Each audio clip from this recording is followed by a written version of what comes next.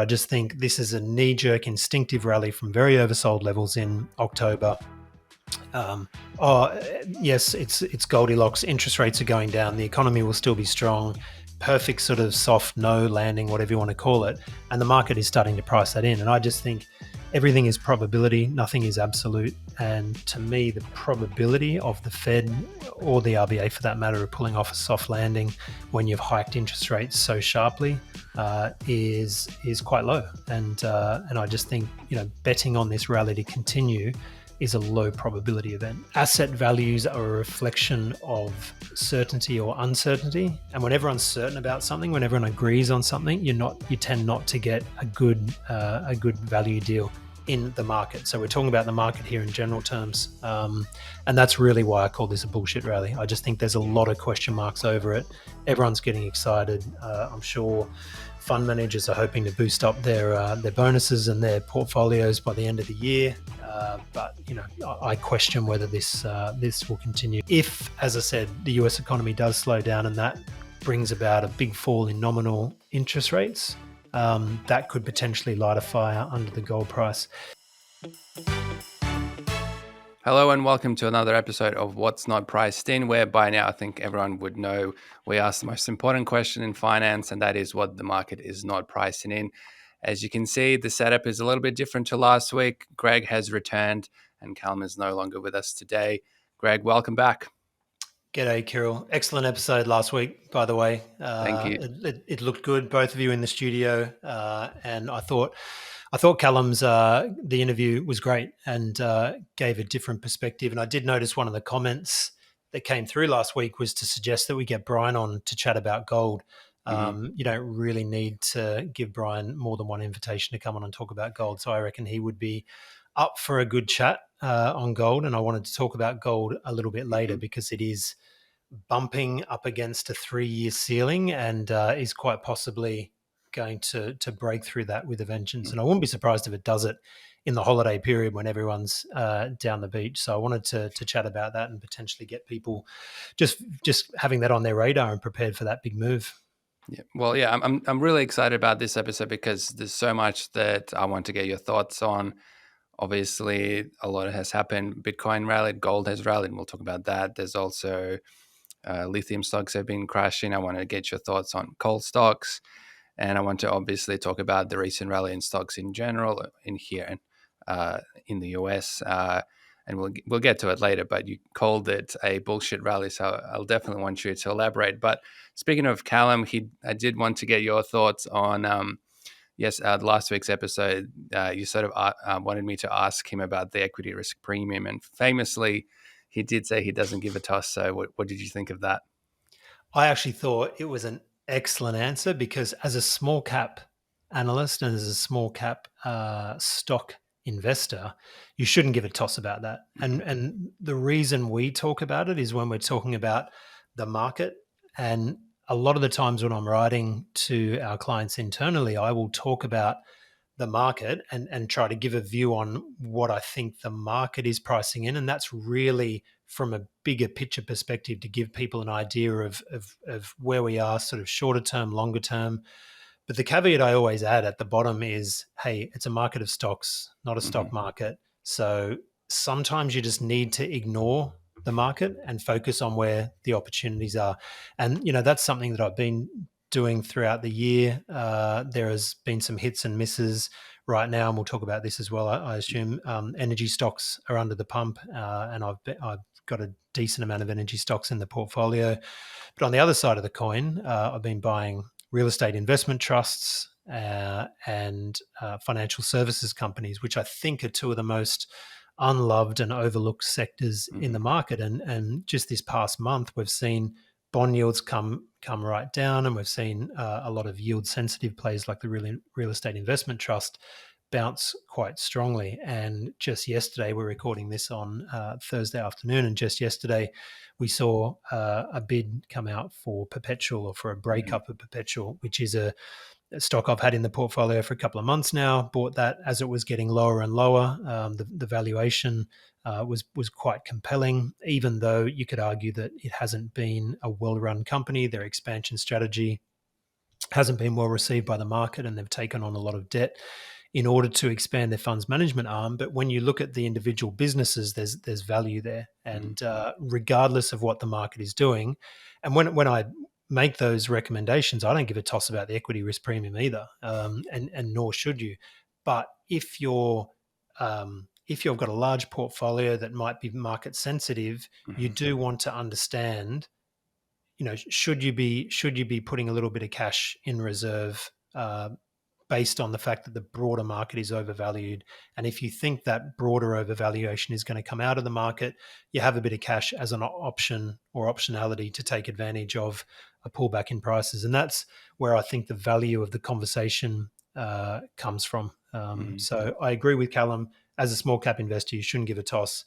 But in our conversations, we're trying to talk about market and give viewers and listeners a bit of an idea of where we think the market is and where it is going, in order so that they can make their portfolio allocation decisions as well. Well, speaking of markets, I think we'll talk about the moves in the market. I think yesterday on Wednesday, the ASX 200 went up. I think 1.65%. It was the biggest one day gain in a year. Obviously, stocks have been doing well in recent weeks. And internally, we You know had what was some. interesting about that, Kirill, Yes. is that from what I can see, the market rallied so strongly because of the slightly weak GDP number Mm-hmm. that came out, which was the economic growth number to September 30th. And the market went, okay, that's cool. The RBA is not going to be raising rates anytime soon. In fact, it's probably going to be cutting rates. Mm-hmm. And so the market celebrated that. And if you remember, a couple of months ago, we had this conversation about uh, higher for longer. And I Yep. think it was mid-October. And we were saying at that time, don't be surprised in a couple of months if we see, I can't remember what the title of our podcast was. It was something like I think it was called lower and sooner. lower and sooner. Yeah. That's the one. Now, we got that bit right because now the market is pricing in interest rate cuts a Mm-hmm. lot sooner than what I think everyone expected just a couple of months ago. Uh, but this is how the market can really screw with your thinking. My rationale back then was the U.S. economy, especially, would be showing signs of Mm-hmm. real economic weakness, and the market will be pricing in cuts because the economy is slowing. Now, you would think that when the economy slows, the market would say, okay, earnings growth is going to be challenged. Mm-hmm. Um, at the very least, it probably shouldn't rally into that news right now. And this is why I called it a bullshit rally in an internal communication this week, because the S&P 500 is trading on about 18.7 times forward earnings, and those forward earnings anticipate an 11% earnings per share increase in not FY, but calendar year 2024.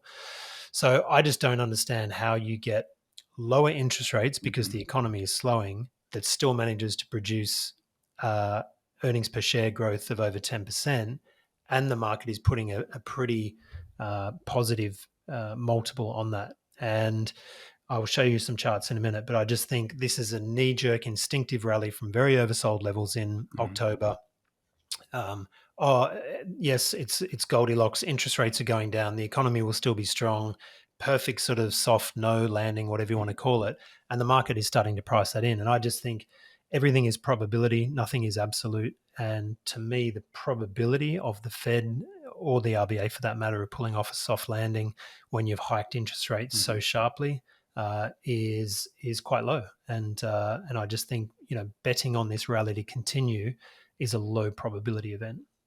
Yeah. I think we've talked about this for many episodes now, that you really have to understand the reason behind interest rates falling. And it seems that the market continuously seems to disregard it. But you always remind us that the market in aggregate is probably smarter than any one individual. So what is the market seeing that we are not? I mean, obviously, if interest rates come down from here, it's not going to be for good reasons, and the economy is going to be slowing, and the Reserve Bank is probably going to think we need to maybe lessen monetary tightening, so they'll cut rates because of that. So Yeah. what's the market thinking really? It's Well, I think, incomprehensible. okay, so the market is pricing in a a fall in inflation. Hmm. So they're looking at as a benign reason to cut interest rates. I'm looking at it and saying, well, inflation's falling because demand is coming off. And because if demand's coming off, then the economy will slow down. So there's just a difference of really of opinion. And to be honest, the market itself is so dominated by very short term Mhm. considerations these days that you can't, as a fundamental investor, you can't look at the market all the time and say it is including all these fundamental aspects in deciding what it wants to do each day. Sometimes traders just say interest rates down, risk assets up, and I'll take that bet. And seasonally, it's a good time of the year, so they're just trading on a short term rationale of this rally has got legs. We're going to stay in it until we see signs otherwise.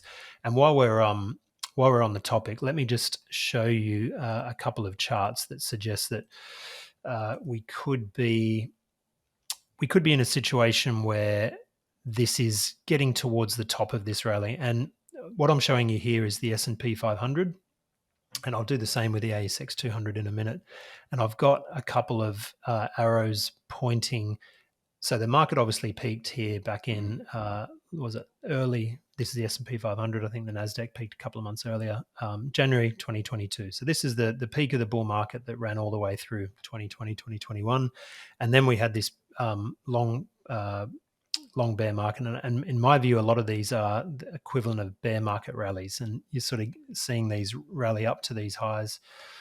If you look at these periods here post the high in 2022, this shows this is like an internal picture of short-term momentum in the market. So every time you had a really strong rally in the market, the RSI, which is like a short-term momentum indicator, picked up right to these highs. So we've got one high here on the 16th of August 2022. We've got another high in February 2023, and another high here in December of 2023. So some key highs there, and they all. So you got this one January, or sorry, this is February 2023. This is the August 2022 one. This is the one from Mhm. July 2023. I'm not sure if yeah, that was the July one there. And then we've got obviously this latest one. So every time you've had these really strong momentum rallies in the market, it's sold off soon after. Do we get another similar one here? Who knows? But when I look at some of the sentiment indexes, so you've got the CNN Mhm. fear and greed index has now moved from extreme fear just over a month ago up into the greed level. A subcomponent of that is market momentum, and that's in extreme greed, and Wow. that's measured by extending above the 125-day moving average. So you've got extreme greed there, and you've got put and call option ratios in extreme greed. And this really reflects the fact that the market doesn't see any need to hedge or buy Yeah. protection in this market. And that's very not quite at the lows where it was for the July peaks, but it's getting towards there. And lastly, just on the shift in momentum and sentiment, this combines the two sentiment indicators, the American Association of Investors Intelligence and the US Investors Intelligence surveys. And you've got that sentiment really come up high, getting back up towards those recent highs as well. So everything has shifted in the past month, and it's shifted back to the extremes that we've seen over the past, really over the past year or so, with a lot of the rallies and the sell-offs that we've seen in the market. So if I just go Mhm. back and show you a similar thing with the Aussie market, you've got ASX 200 here, and these again I've included, and these very very similar to the US dates. We've got February 2023. You've got April 2023 here, July 2023, and just the most recent one. And if you look at the Aussie experience, you've got a very similar situation. RSI has really spiked up here. This was in February, when the China reopening story was all the rage, momentum behind the market there was huge. And similarly, you've got a spike here for April 2023, another spike in July 2023, and this latest one just occurred yesterday with the big rally in the market. Mm-hmm. So again, I look at this and I think, okay, well, how much more? This is a very reflexive sort of move. How much more upside is there? And lastly, let's just have a look at the Dow Jones Industrials, because that has soared up to new highs. Mm-hmm. And there is a thing called Dow theory, and Dow theory suggests that the transports should move in the same way that the industrials move. And the way that Dow theory works is that the industrials are meant to represent the production of the US economy, and the Mm-hmm. transports are meant to represent the distribution of that production around the economy. So when they're moving in tandem, they confirm each other, they confirm Mm-hmm. the strength or weakness of it. But here you've got a non-confirmation in that the transports are still quite weak and haven't moved above their highs from July, whereas uh, the industrial average has moved significantly above that. So that's a non-confirmation in terms of Dow theory, and a reason to be a little bit skeptical. And the last one I'll show you there, Kirill, is the old S&P. This is the Aussie VIX, which just recently, what date do we got here? So that was earlier this week on Monday, December the 4th, at some of the lowest levels Mm-hmm. you've seen in years. So there's Wow. really no fear, there's no concern in the market. And as a contrarian investor, that just concerns me a little bit. Yeah. I always like to think that asset values are a reflection of certainty or uncertainty. And when everyone's certain about something, when everyone agrees on something, you tend not to get a good value deal in the Mm-hmm. market. So we're talking about the market Yeah. here in general terms, and that's really why I call this a bullshit rally. I just think there's a lot of question marks over it. Everyone's getting excited. I'm sure fund managers are hoping to boost up their bonuses and their portfolios by the end of the year. But I question whether this will continue. And at some point in 2024, I think the narrative will unfold that, hey, interest rates are falling because the economy's under the pump. And Mm-hmm. generally, when central banks realize that and start to cut interest rates, it's too late. The damage is done, and then it takes time. Those monetary lags. It takes time for the monetary stimulus to work its way through the economy again. So that's the way I see it. Callum's obviously got a different view, and from his perspective, I get it, because Mm-hmm. the small cap index is very good value. And just as an aside, I'll stop talking a minute, but I looked at the the S&P 600, which is the Mm-hmm. small cap index, Mm-hmm.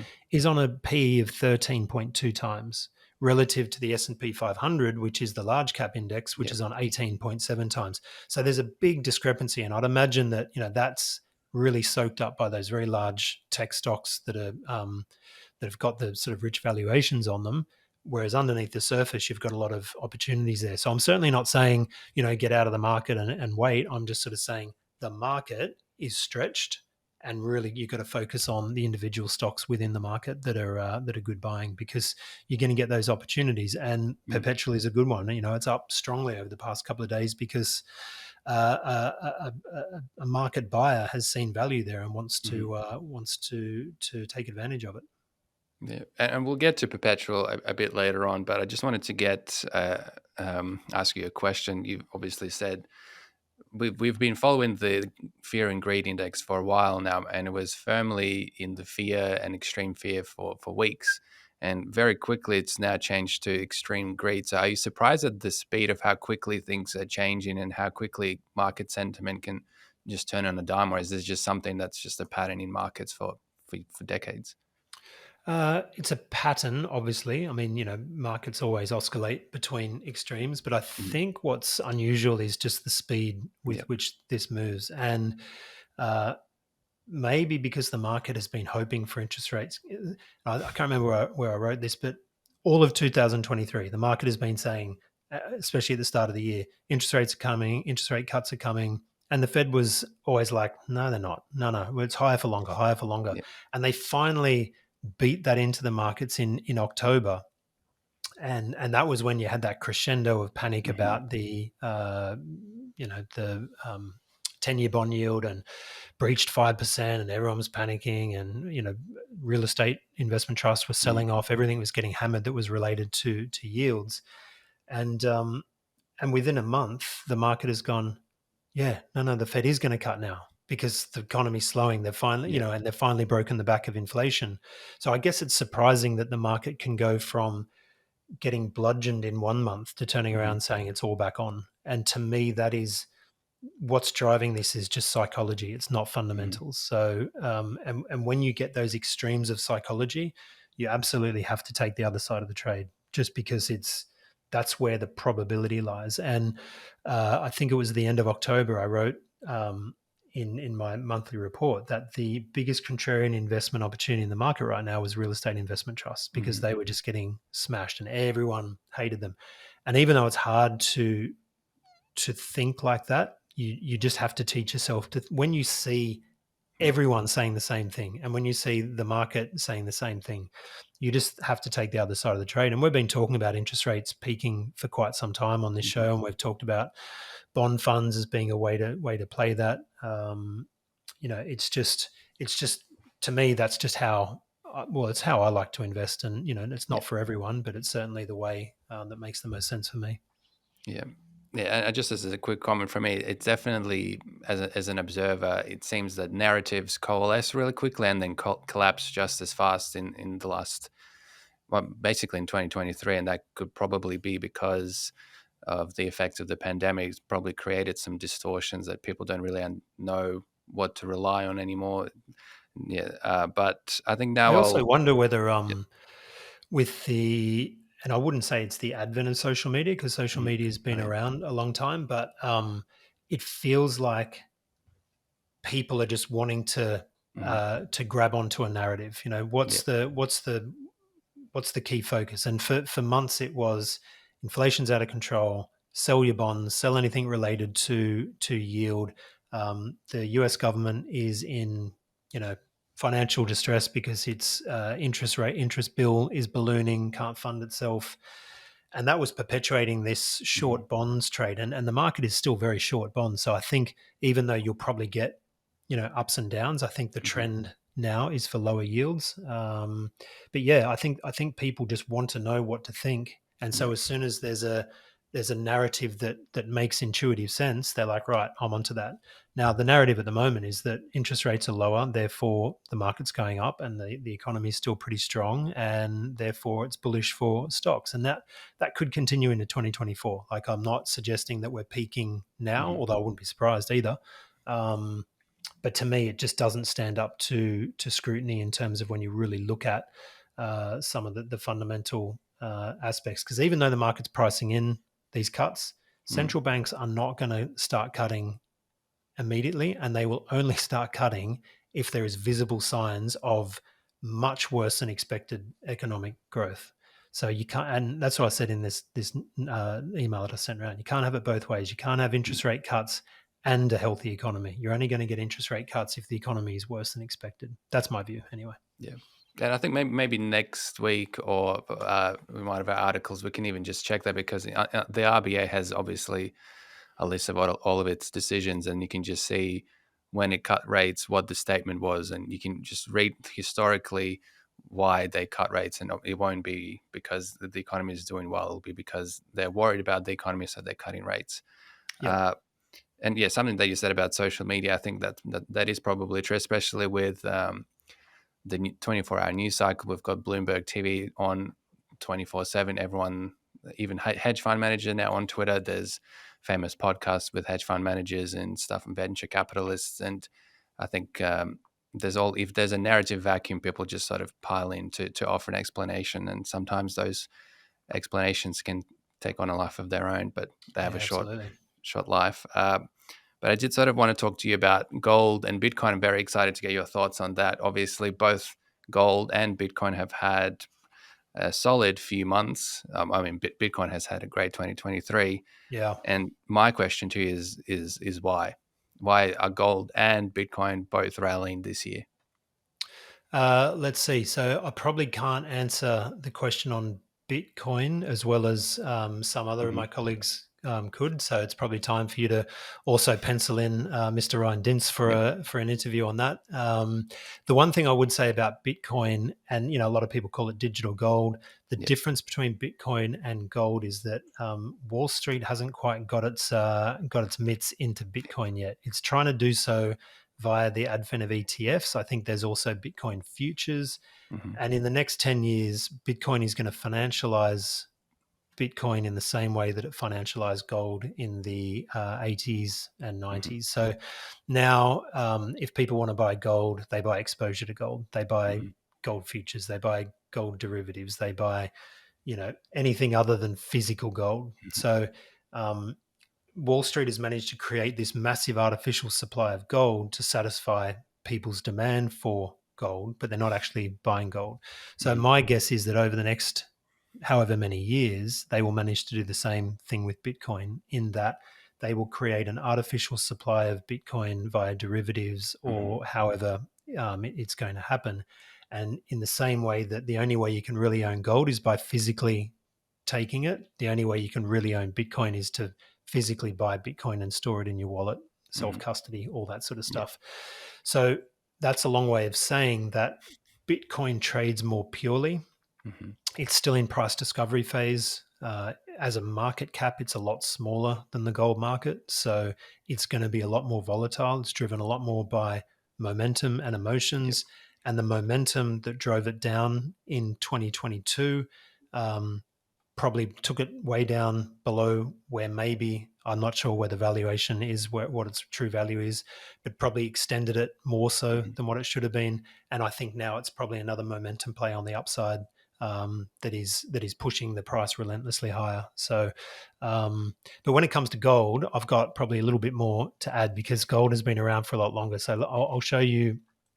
I'll show you the charts that I've got Hmm. of gold, which will hopefully help viewers understand what the potential opportunities here. So this is a longer term chart of gold that shows that it peaked back in August of 2020.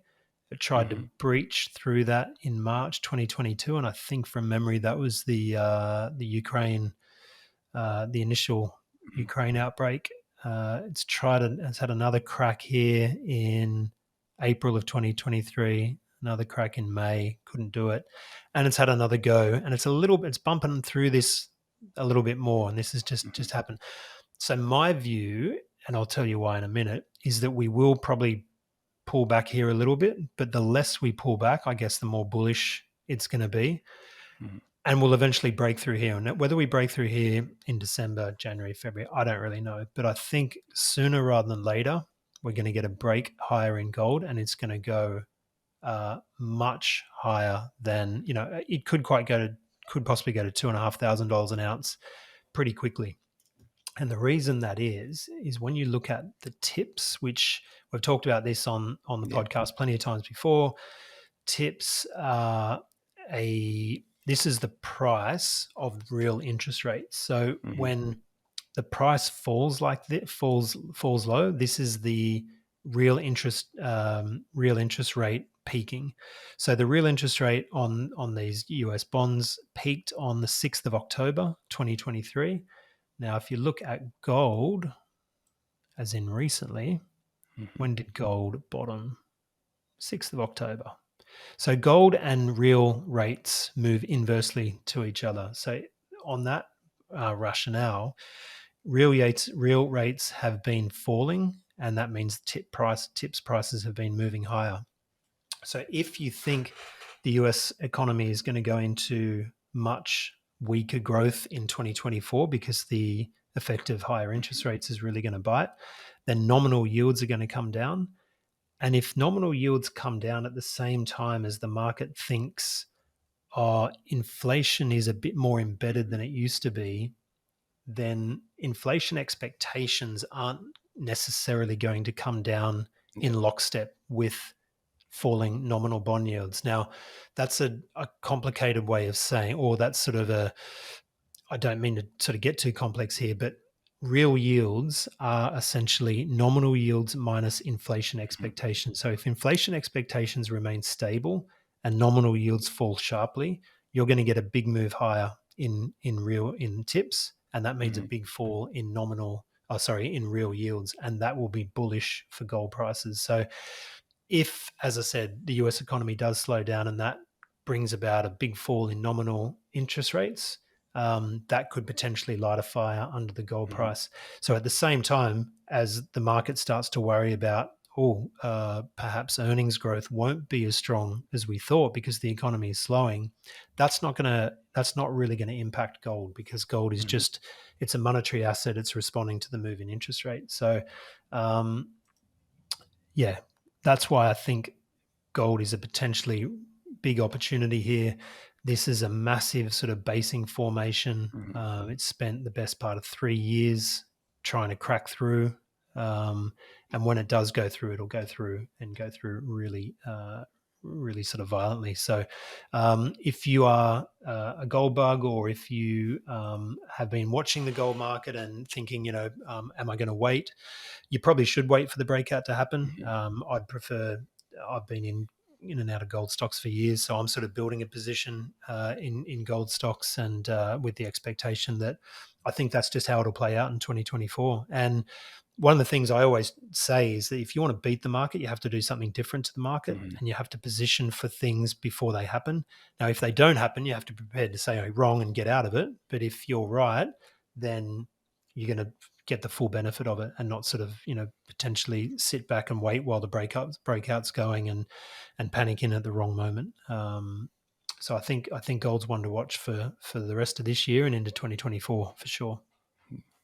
And I had a question. So, what would happen if it is true that interest rates stay high for longer and people's expectations, long-term inflation expectations, either stay the same or even fall? That would probably push really real interest rates higher, and that would probably be quite bad for the price of gold. Absolutely. So it depends what you are referring to when you say higher for longer. So if the Fed wants to Yep. keep, and we've talked about this before, the Fed only controls the Fed funds rate, and Mm-hmm. the Fed clearly doesn't control all the other interest rates in the Mm-hmm. market, and they can only do so by the communications policy, jawboning, that sort of stuff. So at the moment, the 10-year bond yield has moved from I think it touched 5%, and it's down now around 4.1%. I think when I looked this morning, so it's fallen 90 basis points in literally a month. Mm-hmm. So that's not higher for longer. What would be what would be more bullish for gold would be if the Fed kept saying, we're going to keep interest rates high, we are not cutting interest rates, Mm-hmm. even in the face of deterioration, because they might be concerned about another outbreak of inflation if they cut Mm-hmm. too quickly. Um, but even if they cut too quickly, you're going to get inflation expectations Mm-hmm. starting to move up at the Mm-hmm. same time as nominal bond yields will probably at least fall because of the recessionary effects Mm-hmm. of what the Fed's caused. So I'm not saying that every scenario I'm seeing is bullish for gold, but certainly probabilities are moving in the favor of some good times for gold investors. And really, it's a cycle thing as well. I mean, it's been tough for Brian, our gold analyst, for the past couple of years, because there's been so many false alarms Mm-hmm. with the way the gold market's gone. But also keep in mind, even though everyone looks at the US dollar gold price, the Aussie dollar gold price has Mm-hmm. been in a nice relentless uptrend. It's over $3,000 an ounce. It has pulled back recently because of the strength of the Aussie dollar. And to be honest, if the US dollar did go from the US dollar gold price did go from 2000 to 2500, you would expect that the Aussie dollar would increase as well, because there's an Mm-hmm. US dollar story in that. So the Aussie dollar gold price might not have as much upside because it's already done very well.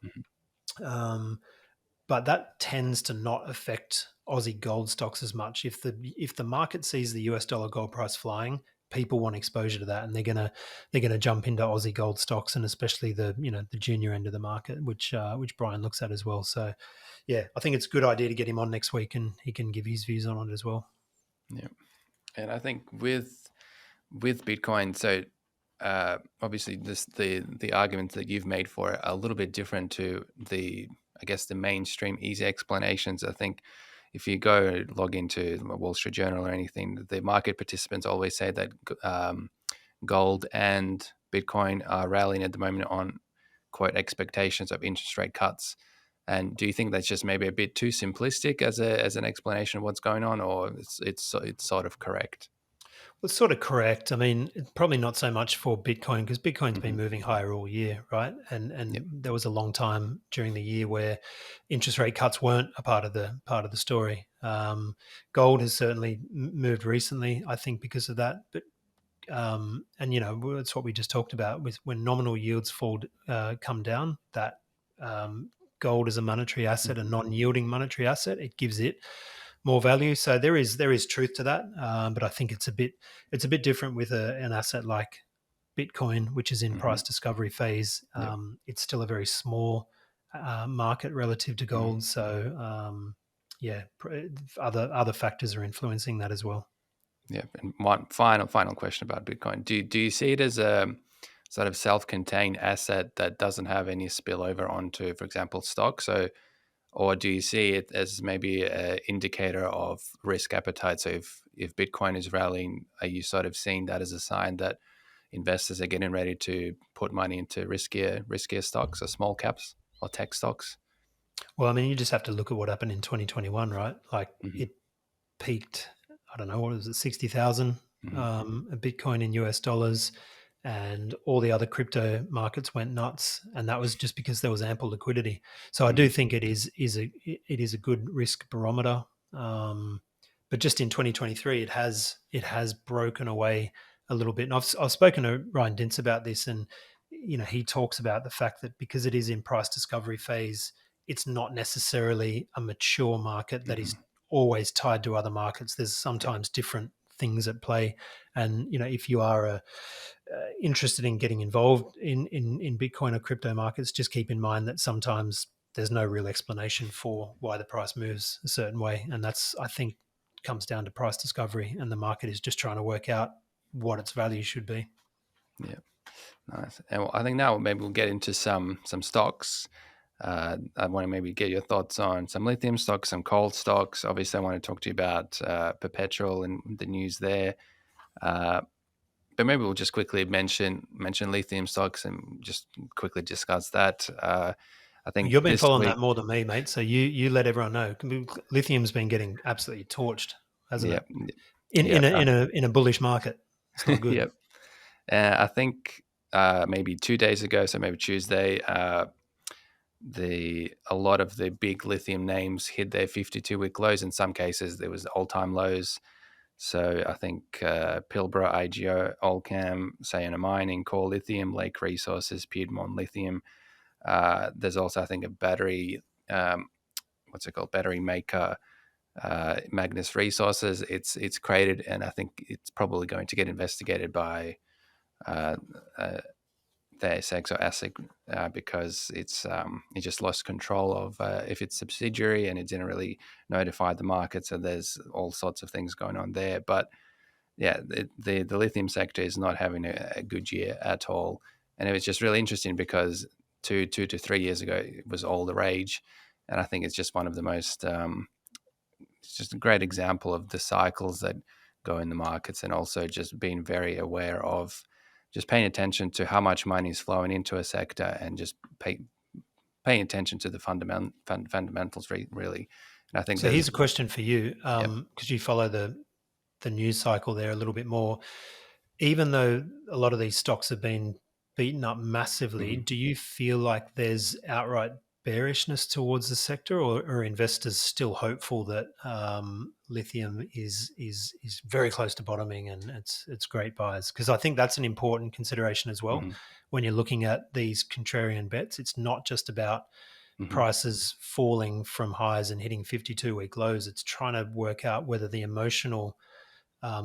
been an emotional washout in a sector as well. And I don't really follow it closely enough, but I'm not seeing uh, bearishness towards the sector. I'm still seeing, I think, a bit of hope that we're Mhm. close to the bottom and things will be better. Yeah, I think there's definitely hope, especially from maybe investors who bought at the peak and are underwater and are sort of just hoping that Well, things that's all turn you got really at around. that point, isn't it? Yeah. Hope. And I think it's easier to hope when all you see are, EVs of the future. We're going green, lithium, graphite, nickel. They're the battery. They're the metals of the future. So as long as that story continues, there will always be hope with investors that think that even though lithium prices are depressed now, give it 5 years, 10 years time, it'll be a secular bullish trend. But I think at the moment, there's probably a bit more realism now in the sector that at the end of the day, these are miners. They have to produce, and they have to obviously produce at a margin if they want to sustain profits. And I think at the start, you basically just threw a dart and said, "Oh, this name has a lithium at the end of it. Let's just buy it." And a lot of the times it was successful. I think in 2021, a lot of Yep. names just went up because they were just lithium explorers or producers. Nowadays, you have to pay attention to where are the assets? Can they actually produce at scale? Can they produce efficiently? And which is interesting because I think Pilbara, which I think did produce uh, at profit, is now one of the most shorted stocks on the ASX, and it's not doing that well in recent months, even though it Well, is I mean, it's actually the lithium producing. price as well, Yeah. right? Like the supply demand dynamics. And you mentioned before that EV story, and I think Hmm. we spoke about a bullshit rally before. If there's a bullshit story out there, it's that EVs are going to take over the world Yeah. in short order. I mean, these are expensive cars. Middle class populations are not going to wholesale Hmm. go into these. These are cars for wealthy households and for people that can afford. I think a Tesla is like Hmm. 64,000, something like that. So these are top end cars. Your middle class populations are not going to just dive into these, especially when you've got charging issues. You go out in Western Sydney, anywhere around transportation hubs, you've got really concentrated apartment buildings. It's just not going to happen. And I Yeah. think there's a growing realization that these growth rates that were predicted and that young sort of left-minded journalists will write about a lot because they think, okay, well, I know someone who's got a EV or I've got an EV, therefore I think this is the way of the future. It's just not realistic. And I think if you look at stocks like Linus, other rare earth Hmm. stocks, they've all copped a big correction this year as well. And if you combine that, that's the green story, right? And this green story is talked about a lot, but it's not necessarily playing out in on the demand side as far as these critical metals go. And I've got no doubt that they will be required in the years Hmm. to come. But I would question whether they will be required in the volumes that the bullish side of the story expected when we were first sort of talking about this in a couple of years ago. Mm. And there probably is a bit of a paradox because for lithium, I mean, for electric vehicles to be competitive with just the current cars, they have to be a bit cheaper. But for that to be cheaper, the batteries themselves have to become less expensive. And one of the biggest inputs is obviously lithium and nickel and all of those metals. So for EVs to be competitive, they have to be cheaper, and that usually means the battery itself has to be cheaper. And for that, it usually means that the inputs have to be cheaper. So there's a bit of a paradox where mass adoption of EVs probably implies much cheaper battery prices and probably by extension a bit cheaper lithium prices. So there's a bit of Yeah, I a think you conflict need. there. To be honest, I think you need a. You can't have both. You can't have Yeah, mass adoption of EVs and cheaper lithium prices. yeah, So I think it needs to have some sort of technological advancement that produces a lighter, better hmm, car for the same amount of lithium, or even a different metal. And this is why lithium's a risk as well, because there is the risk of technology coming up with a better solution. But look, that's not really my area of expertise. I don't really know a lot of the chemistry that is hmm, involved in battery technology. So I won't yeah. talk about it. Yeah, and I think as James Cooper, another one of our editors, did say, lithium is a bit of a one hit wonder in terms of its main use is oriented towards EVs. So Yep. if there is a major breakthrough in technology where you don't need as much lithium, then its main case sort of collapses quite quickly. But now from another metal to coal, to mineral. I talked to Calum about it last week, and he sort of deferred to you and your expertise because you've covered coal stocks for a long time. Calum is sort of the iron ore guy at Fattail, and you're the big expert on coal stocks. And I looked at the cheapest stocks on the ASX.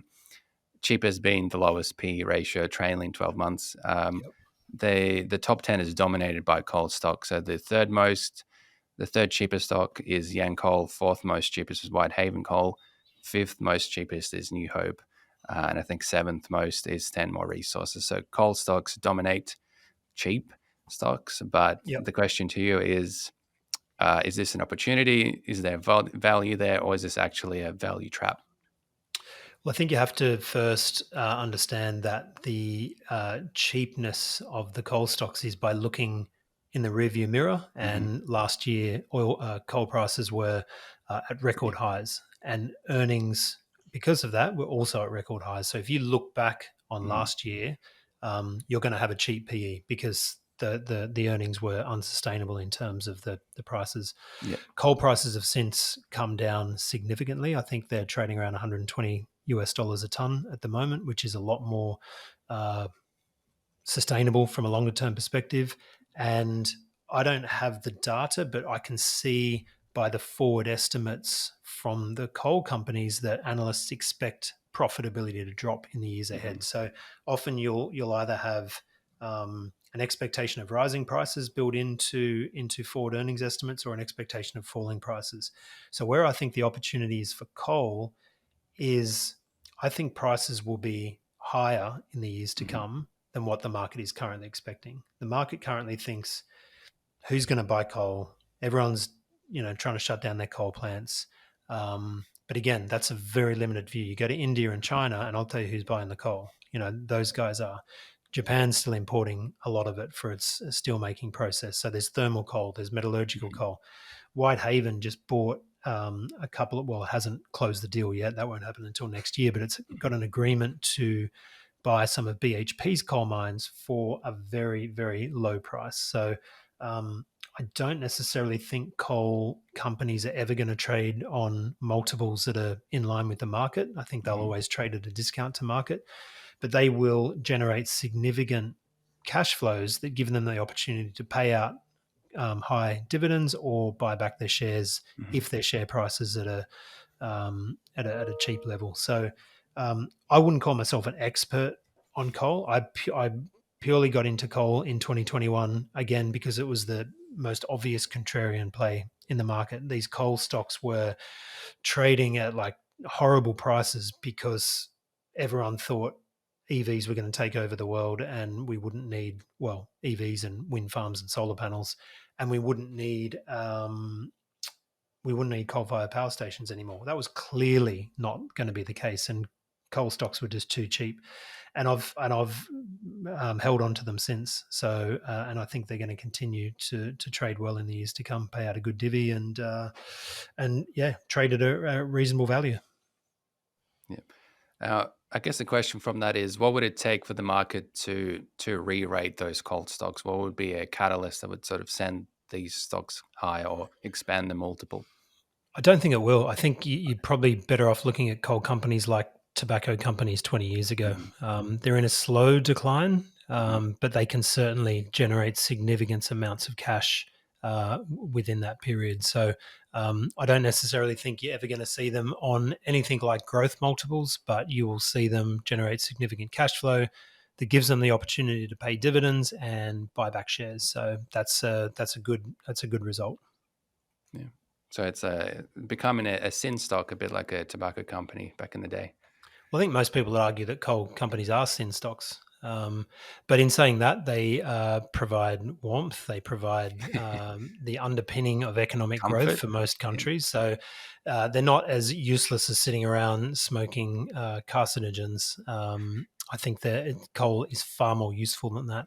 And that's part of the problem, that most people who are disdainful of fossil fuels actually don't realize that fossil fuels bring life and benefits to so much of our world. Yes, there's pollution, and there's a yin to every yang, but there is certainly many benefits that come with the use of coal. I'll tell you an interesting tidbit is that Australia might not have been discovered by the Europeans by James Cook if it wasn't for coal, because old Cookie got his sea, well, I wouldn't say sea license, but got his sea experience from sailing coal ships down from Newcastle down to London. And that was where he got his sea training. And then he got sick of that and decided to transfer to the Royal Navy.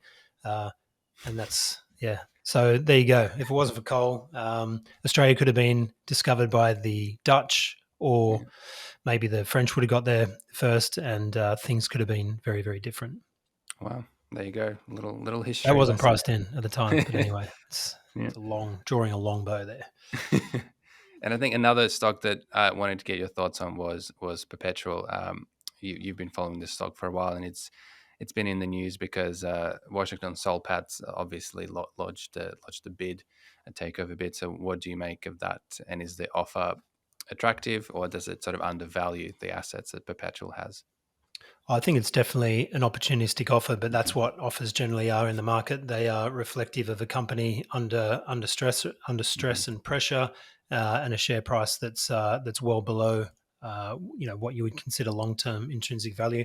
Again, this was another contrarian opportunity. Perpetual had. I think, seen its share price fall over 50% from its recent highs. It has destroyed a lot of value in pursuing its growth strategy. I can see in many ways why it's doing it, because you really need global scale, I think, to be an effective funds manager these Mhm. days as a listed business. Uh, Funds management companies are on the nose, in particularly because of key person risk, like Kerr Nielsen at Yeah. Platinum, Hamish Douglas at Magellan, and the whole industry, whether it's funds managers or just financial services stocks, they are have been significantly hit by falling share prices. So it's been a big bear market for this whole Mhm. industry. Perpetual came up on my radar purely because it was in a lot of negative news stories. I thought longer term the valuation was there.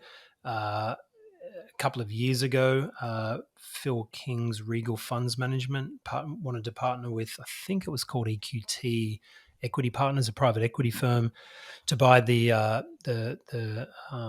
corporate trust part of the Perpetual business, and they offered a price from memory. I think it was like 1.3 billion just for that part of the business.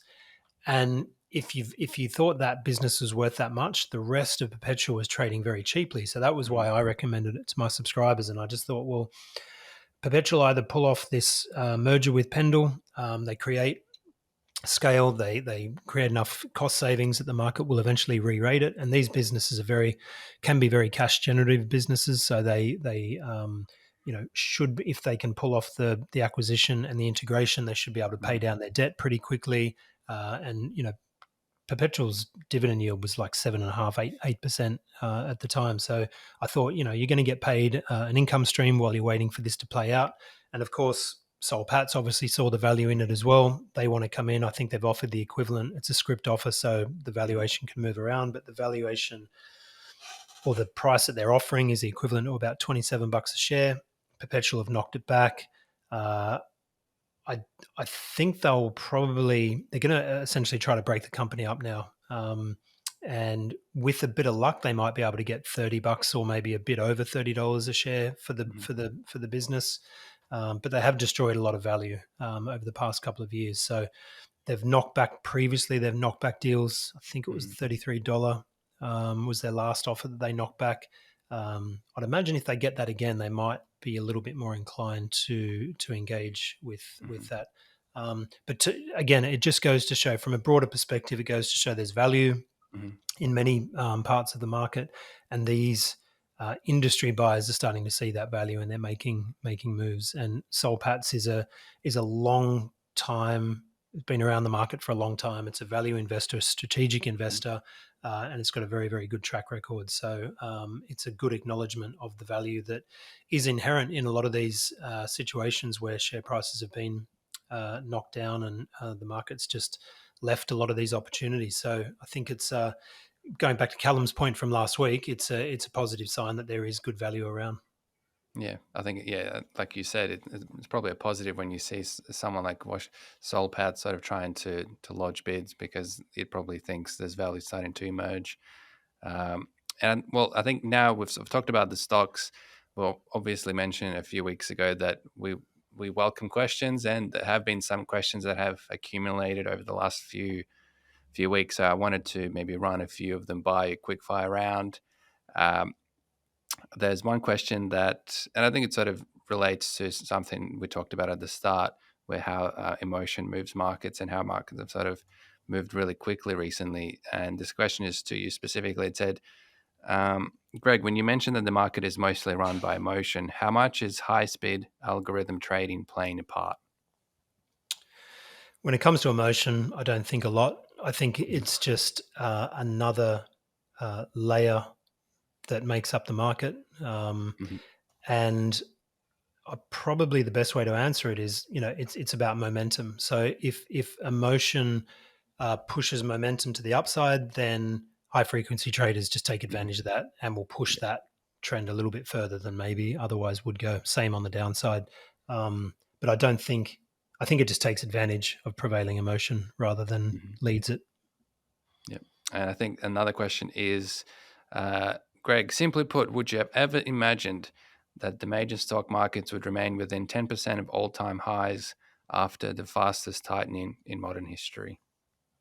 No, I wouldn't. And that's, again, a good reason why Callum's got the right idea about not caring about markets. Because if you try to forecast markets and you invest your portfolio based on where you think markets are going, it's Mm. just gonna be a tough time. Like, I got the inflation call completely wrong in 2022, but Mhm. my portfolio outperformed because I was overweight energy. And Mm. even though 2022 was a pretty tough year for markets, the portfolio that I guess the hypothetical portfolio that I managed for clients was actually up in 2022, even though I got the biggest macro call of the year completely wrong because I didn't think inflation was going to spike as much as it Mhm. did. Now, if I was trading on that, it would have been a disaster. And I don't do it because I just think it's a low Mhm. probability trade. So, in answer to the question, yeah, you've got to be prepared to believe anything. The market is just it can do some crazy things. Yeah. And speaking of energy, there was a question about AGL specifically. And I think this was an episode where you talked about origin energy. And one of the questions was, where does AGL fit into all of this? And obviously, we I talked guess it's about a green metals and how you were sort of saying that the green narrative is under pressure in recent weeks. Yeah, it's a similar thing. I mean, I don't follow it, AGL Mm-hmm. closely, but it's the only other energy retailer and energy generator on the Mm-hmm. ASX. It is in control of, I guess, a green investor in the form of what's his name, Mike Cannon Brooks. So they've got aging coal-fired powered plants that they are phasing out, and presumably they're going to have a portfolio of renewable generation assets that are going to power the nation. So I don't know, not too sure on how that will happen. Someone closer to the story than me, I had a conversation with him. He's a fund manager in Sydney.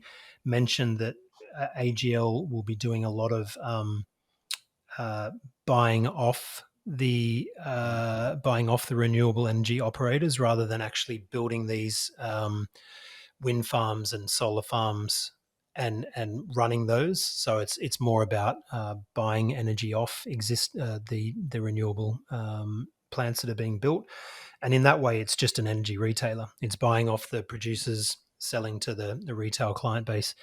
In which case, it could be a good little business. But I don't know it as close as I do Origin.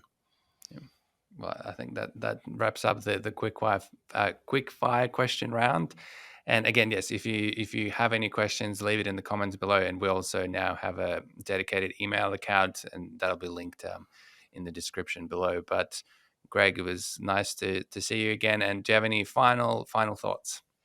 No final thoughts. I would just say to everyone, have a Merry Christmas because I'm going to. Hopefully, Brian's back from Hong Kong. So I'll get Brian in the seat next week. I am bullish on gold, so have a look at your gold stocks if you don't have any, or if you do, have a look in your portfolio and just see whether you have a meaningful amount or whether you've just got 1 or 2%. Because you've got 1 or 2% and gold has a massive surge, you're probably not going to feel it too much. So you might want to just have a consider what your risk appetite is for that. But yeah, we'll get Brian on board for next week, and he can talk all things gold. And until next year, have a Merry Christmas. And same goes to you, mate, because you are having a company day in a couple of weeks that I'm not going to come down for because it's too close to Christmas. So have yourself a Merry Christmas too, mate. Yeah, you too. Merry Christmas, and see you next week. To the viewers. Yes, not me. See you later, guys. Thank you.